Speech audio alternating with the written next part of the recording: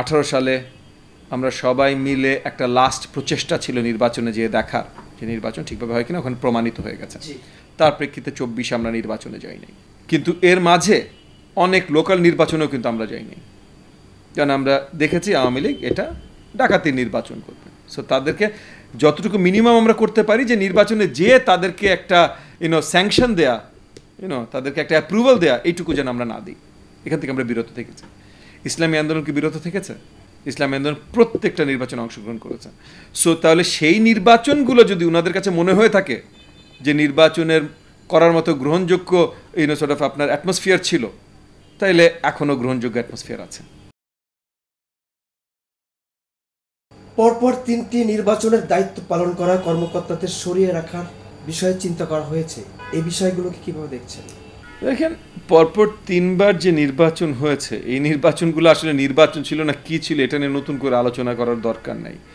নিশিরাতের নির্বাচন, আমি ডামি নির্বাচন, যেটাই বলেন না কেন, তো এগুলো যারা এগুলোর সাথে জড়িত ছিল তারা তো তাদের দায়ভার এড়াতে পারবে না। পারবে বলেন? পারবে না। সো এই জায়গায় তো অনেক প্রশ্ন রয়ে গেছে, রয়ে যাবে। আবার একই সাথে উল্টো দিক থেকে আরেকটা পয়েন্ট আছে, হলো যে আমাদের কাঠামোগত শক্তি এত বেশি না যে হাজার হাজার বা লক্ষ লক্ষ কর্মকর্তাকে সরিয়ে আমরা রাতারাতি নতুন লোকজন নিয়ে আসব। সেখানে একটা কম্প্রোমাইজে আমাদের আসতে হবে। এই কম্প্রোমাইজে আসার দায়িত্ব ছিল আপনার অন্তর্বর্তীকালীন সরকার, কিন্তু অন্তর্বর্তীকালীন সরকার গত 10 মাসে এই ধরনের কোনো কম্প্রোমাইজে আসতে সক্ষম হয় নাই। তারা অফিসিয়ালদের অফিস বদলেও সক্ষম হয় নাই, যারা হার্ডকোর আওয়ামী দোসর ছিল তাদেরকে চাকরিচ্যুত করতে সক্ষম হয় নাই। অনেক সময় আমরা দেখেছি তারা চেষ্টাও করে নাই, এবং একটা বড় কারণ আমরা দেখেছি তারা চেষ্টা করে নাই যে তারা চিন্তা করেছে যে এদেরকে চাকরিচ্যুত করলে যাদেরকে চাকরি দিতে হবে তারা বেশিরভাগই অন্য একটা দলকে সাপোর্ট করে বা কোনো একটা সম্পৃক্ততা আছে, মানে বিএনপির কথা বলছি। তাহলে এখন বিএনপির যদি ক্ষমতা বেশি হয়ে যায় তাহলে আবার এনসিপি কাজ করতে পারবে না, কারণ এনসিপি তো এখন সরকারি ক্ষমতা চায়। তো সরকারের লোকজনই যদি বিএনপি পন্থী হয়, কারণ এগেন আমাদের দেশটা গত 20 বছরে 2 পন্থী হয়ে গেছে ভাই, আওয়ামী পন্থী, আওয়ামী বিরোধ। আওয়ামী বিরোধ ইজ বিএনপি পন্থী। সো আওয়ামী পন্থীদেরকে সরাইতে হইলে বাকি কাকে দিয়ে ভরতে হবে? আওয়ামী বিরোধ, বিএনপি পন্থীকে দিয়ে ভরতে হবে। সো তার জন্য তারা আওয়ামী পন্থীদেরকেই রেখে দিয়েছে, সরায় নাই। কেন? কারণ আওয়ামী পন্থীদের সাথে এনসিপিদের কাজ করা আরও সোজা হতে পারে। তো এরকম দুঃখজনক অনেক কিছু হয়েছে ভাই, অনেক কিছু ঘটেছে, এবং আমি এটার জন্য মানে আমাদের মাননীয় প্রধান উপদেষ্টাকেও দোষারোপ করছি না। কারণ একটা জিনিস মনে রাখবেন যে এই সরকার কিন্তু রাজনৈতিক সরকার না, যে প্রধান উপদেষ্টা হলো প্রধানমন্ত্রী, বাকি সব মন্ত্রীরা তার দলের লোক, সো তার কথা শুনে চলতে হবে, তা না। কিন্তু বাকি সবাই কিন্তু আলাদা আলাদা এন্টিটি। সো সবাই নিজের মতো কাজ করছে বা অকাজ করছে বা দুষ্কৃতিকারীর কাজ করছে, অনেক কিছু করছে, যেটা আসলে প্রধান উপদেষ্টা সম্ভব না। তাদেরকে একটা পলিটিক্যাল সরকার যেভাবে তাদের পলিটিক্যাল নেতাদেরকে কন্ট্রোল করতে পারে এই পার্লামেন্টেরিয়ান ব্যবস্থায়, সেইটা করার মতো ওনার অবস্থান নাই। সো অনেকে এগুলোর অপব্যবহার করছে, ওই জায়গাগুলো থেকে এগেন আমাদের এখন এই দশা। ইসলামী আন্দোলনের ফয়জুল করিম বলেছেন দেশে নির্বাচনের পরিবেশ নাই, আপনিও কি তাই মনে করেন? দেখেন, নির্বাচনের পরিবেশ এই ফ্রেজটা খুব মুশকিল। হ্যাঁ, কোনো সময় অনেক বেটার থেকে, কোনো সময় অনেক খারাপ থেকে। আমরা তো বলছি দেশের অবস্থা এখন ভালো না। সো দেশের অবস্থা যদি এখন ভালো না থাকে তাহলে আপনি বলতেই পারেন যে তাহলে নির্বাচনের জন্যও ভালো না। কিন্তু এখন পয়েন্ট হলো যে নির্বাচনের জন্য ভালো যদি না হয়, আরও ভালো করার উপায় আছে। মানে এই সরকারের দ্বারা সম্ভব আরও ভালো করে নির্বাচন দেয়া, আর যদি না হয় তাহলে এরপরে আরও অবনতি হবে, তার থেকে আগে পরের থেকে এখন করা ভালো। আর যিনি বলেছেন ওনার প্রতি শ্রদ্ধা রেখেই বলছি, কারণ ওনার সাথে আমার খুব সুন্দর সম্পর্ক, ওনার দলের সাথেও আমার অনেক ভালো সম্পর্ক। কিন্তু যেটা সত্যি সেটা সত্যি, সেটা অ্যাভয়েড করার কোনো উপায় নাই। আওয়ামী লীগের আমলের প্রত্যেকটা নির্বাচন ওনারা অংশগ্রহণ করেছেন। এই নির্বাচনগুলোতে যখন তারা অংশগ্রহণ করেছেন, এমন না যে তারা জানতেন না যে এগুলো প্রহসনের নির্বাচন হবে। 14 সালে আমরা যাইনি নির্বাচনে, না যাওয়ার জন্য আমি পার্সোনালি সাফার করেছি, বিএনপি সাফার করেছে, আমরা অনেকেই সাফার করেছি। 18 সালে আমরা সবাই মিলে একটা লাস্ট প্রচেষ্টা ছিল নির্বাচনে যেয়ে দেখার যে নির্বাচন ঠিকভাবে হয় কিনা, ওখানে প্রমাণিত হয়ে গেছে। তার প্রেক্ষিতে 24 আমরা নির্বাচনে যাইনি, কিন্তু এর মাঝে অনেক লোকাল নির্বাচনেও কিন্তু আমরা যাইনি, কারণ আমরা দেখেছি আওয়ামী লীগ এটা ডাকাতির নির্বাচন করবে। সো তাদেরকে যতটুকু মিনিমাম আমরা করতে পারি যে নির্বাচনে যে তাদেরকে একটা স্যাংশন দেয়া, তাদেরকে একটা অ্যাপ্রুভাল দেয়া, এইটুকু যেন আমরা না দিই। এখান থেকে আমরা বিরত থেকেছি। ইসলামী আন্দোলন কি বিরত থেকেছে? না, ইসলামী আন্দোলন প্রত্যেকটা নির্বাচনে অংশগ্রহণ করেছে। সো তাহলে সেই নির্বাচনগুলো যদি ওনাদের কাছে মনে হয়ে থাকে যে নির্বাচনের করার মতো গ্রহণযোগ্য আপনার অ্যাটমসফিয়ার ছিল, তাইলে এখনও গ্রহণযোগ্য অ্যাটমসফিয়ার আছে। গত 11 মাসের অন্তর্বর্তী সরকারকে কিভাবে দেখছেন? আইন শৃঙ্খলা, মব নিয়ন্ত্রণে সম্পূর্ণ ব্যর্থ অনেকেই বলছেন, কেউ কেউ বলছেন মব এই সরকারের শক্তি। আপনার মত কি? দেখেন, মব এই সরকারের শক্তি এটা ঠিক না, তবে সরকারের অনেক অংশীদাররা কিছু মব অপব্যবহার করতে চেষ্টা করছেন, মব তৈরি করে বা পরিচালনা করে অপব্যবহার করতে চেষ্টা করছেন। এবং এই যে মবগুলো, এগুলো সবগুলোর পিছিয়ে আমরা মোটামুটি কোনো না কোনোভাবে এনসিপিকে দেখছি।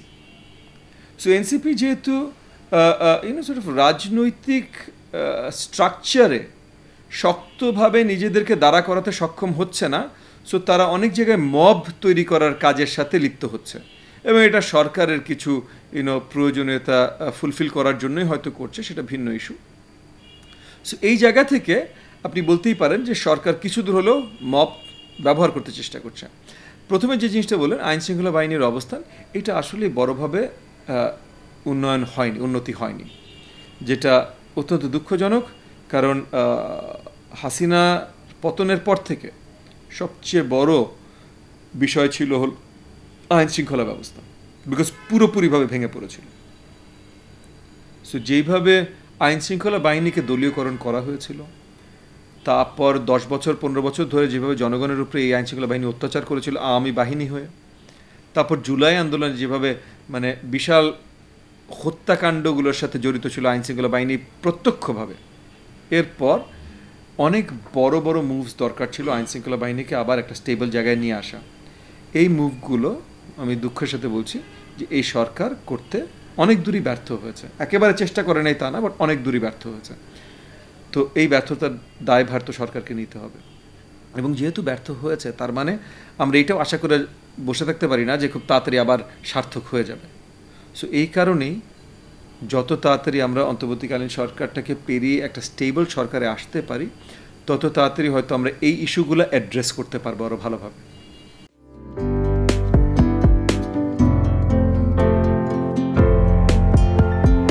পহেলা জানুয়ারি 2025 ইউটিউব জার্নালিজমের অগ্রদূত changetv.press 6 বছর পেরিয়ে পা রাখল গর্বিত আমি অত্যন্ত আনন্দিত হলাম যে চেঞ্জ টিভি আগামী কয়েকদিনের মধ্যেই 6 বছর পূর্ণ করবে। হাঁটি হাঁটি পা পা করে চলা শুরু করে এখন সে বেশ দৌড়াদৌড়ি করছে বলা যেতে পারে। ও নামটাও অত্যন্ত বলবো যে সিগনিফিক্যান্ট, যে চেঞ্জ, এই গণঅভ্যুত্থান কিন্তু চেঞ্জ চেয়েছে। সেই হিসেবে তোমার টেলিভিশনের, তোমার এই চ্যানেলের নামের একটা যথেষ্ট মিল পাওয়া যায়। আমার প্রত্যাশা যে এই গণঅভ্যুত্থানের যে প্রত্যাশা, যে আশা আকাঙ্ক্ষা, চেঞ্জ টিভি সেটিকে এগিয়ে নিয়ে যাবে। তোমাকে শুভেচ্ছা। চেঞ্জ টিভি যারা সম্পৃক্ত আছেন, যারা কর্মী আছেন, সামনে পেছনে সকলকে আমার শুভেচ্ছা। changetv.press এক ফোঁটা হলুদ নেই। Online TV channel change TV 6 বছর ধরে ওনারা কাজ করে যাচ্ছেন। ইতিমধ্যে জনগণের হৃদয়ে স্থান করে নিয়েছেন।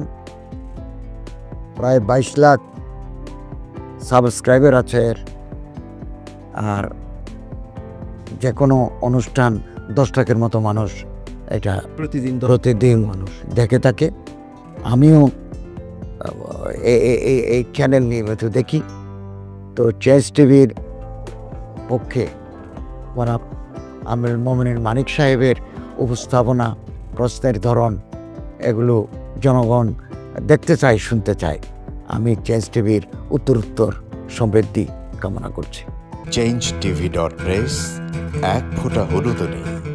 চেঞ্জ টিভি, তো আমি তাদেরকে আমার অসংখ্য শুভেচ্ছা জানাচ্ছি, কারণ তারা যে ভূমিকা রেখেছে এই সময় একটা কঠিন সময় ছিল, সেটাতে যেমন ভূমিকা রেখেছে, এমনকি 5ই আগস্টের পরে নতুন বাংলাদেশেও তারা তাদের সেই তীক্ষ্ণ একটা সমালোচনামূলক এবং যেটাকে আমি গঠনমূলক বলব সেরকম একটা ভূমিকা রাখছেন। তো সেক্ষেত্রে আমরা মনে করি যে এই ভূমিকা আমাদের দরকার, আমরা চাই এটা থাকুক এবং আরও যেন সমৃদ্ধ হয়। নতুন বাংলাদেশ নির্মাণে আমরা চাই যে চেঞ্জ টিভি যে সমালোচনাগুলো করছে বা যেগুলো আমরা তুলে ধরছেন সেটা এমন করে করবেন যেন আমরা সেখান থেকে শিখতে পারি এবং সবাই মিলে যেন আমরা নতুন বাংলাদেশকে সত্যিকার অর্থে বৈষম্য বিহীন একটা সমাজ গড়ে তুলতে পারি, সেটা আপনারা সহজ চেষ্টা করুন।